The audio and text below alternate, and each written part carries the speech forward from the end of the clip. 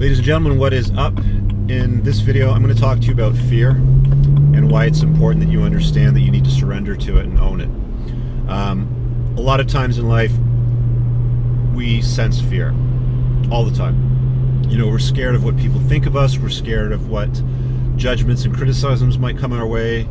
We just get scared, and it's something that we need to surrender to and own. And usually, the thing about fear is you need to understand that if something scares the crap out of you, it's often something that you need to prioritize in your life and deal with. Now, what I mean by that, and I'll share a couple stories so I can put it in perspective. About 10, 12 years ago, when I had originally started up my business, I was afraid to do it by myself. I felt like I needed a partner. And I partnered with this friend of mine that I'd worked with in a past business that we had both been employees at, to help people with their credit card debt. But the way the relationship worked was I was working in the business day in, day out, and running the 2 or 3 people that we had working with us. And he stayed at his day job and basically acted like the chairman. You know, he was not doing day-to-day functions. He was collecting his paycheck from the day job, and then every month we would split the revenue from the business that I was working in, primarily 247, and he didn't. And because of that fear that I had to basically take on this partner where he was sucking the resources out of the business and I was doing all the work, it took me a good 5-6 months to surrender to that and own the fact that I needed to get the fuck out of it and go and do it on my own, because I was afraid. You know, I was afraid about how do you set up phone systems and how do you get office space and employees and you know, how do you pay them? Do you do source deductions from their paycheck and taxes, or do you pay them as contractors? And I looked towards this person as a reliable partner and savior. And while I did learn something from that year that I worked with him, at the end of the day, the partnership ran longer than it should have. You know, I should have gotten out of it probably about 5 to 6 months sooner. And because I was fearful, I didn't do it. When I did and I got into it, I went on to be recognized 3 times as one of Canada's fastest growing companies. I was nominated by Ernst & Young for Entrepreneur of the Year for 2 sessions actually, and my ex-partner's business had wound down and dwindled and disappeared. So I was fearful of that. I didn't deal with it. When I did deal with it, I ended up being successful at it. So generally speaking, what I found is if you approach your fears and you stare it in the face, if you really look it in the eye and say, fuck you, I'm going to take you down, I'm going to deal with you, the sooner you can do that, the sooner you can deal with that fear and move on from it, the better it's always going to be for you. I'll give you another example, not on a partnership side of things, you know, as an entrepreneur, but in a relationship. And a lot of you will probably resonate with this. I'm sure it's happened to almost everyone, where you're fearful of leaving a relationship because you don't think you'll find anything better, or you think that, you know, like this is it or this could be it. And I got stuck in a 3-year relationship with a woman that I was afraid to leave. She had a couple of kids, and what ended up happening was I mean, to sum it up, a friend of mine basically distilled it like this. He was like, you're in an abusive relationship with their children.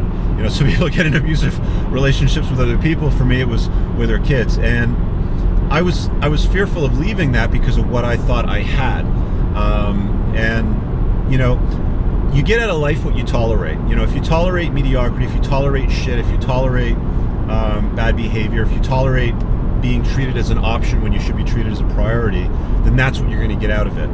And it took me a while to get out of that situation. I ended up succumbing to being cheated on, having her choose her children's crappy behavior over the relationship several times. And it took me a number of months to get it out of that, to walk out of it. And it took me a number of months after that to actually get over it. So when you have fear looking at you, when you have it staring you in the eye, it is extremely important to one, recognize it. So when I say surrender to it, I mean recognize it and own it.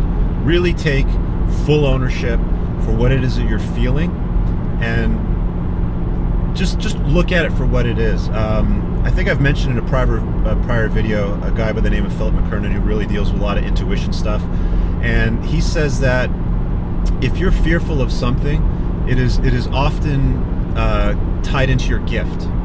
And what he means by that is we're not always pursuing our gifts. Sometimes we pursue talents that we have, like we might be good at something. Like I'm really good at running my credit card debt relief company, but my gift is not that.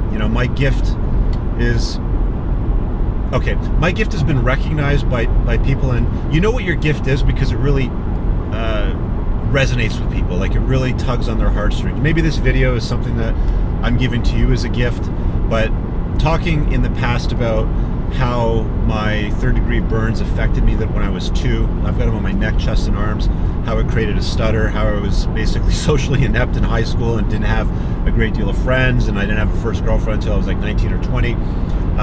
Sharing that story has become a gift to people, and it really resonates, and I've spoken about it publicly a number of times, and whenever I do, I get tremendous feedback. So that is an example of a gift. A lot of the times, things that you become fearful of, that you fear to deal with, might be tied into your gift.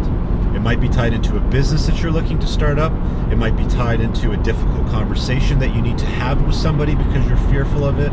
It might be tied into being in a shitty relationship with a person that you need to get out of, that you might be fearful of dealing with. But deal with your fears.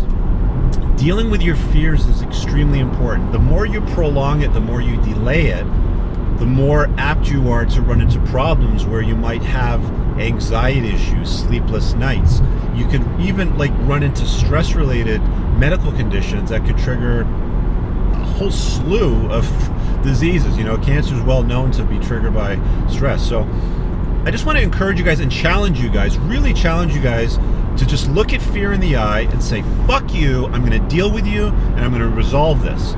Do that. Do me a favor and throw a comment below and let me know what it is that you're fearful of, or what you have been fearful of that you've dealt with that turned out to maybe be not a lot at the end of the day once you move past it.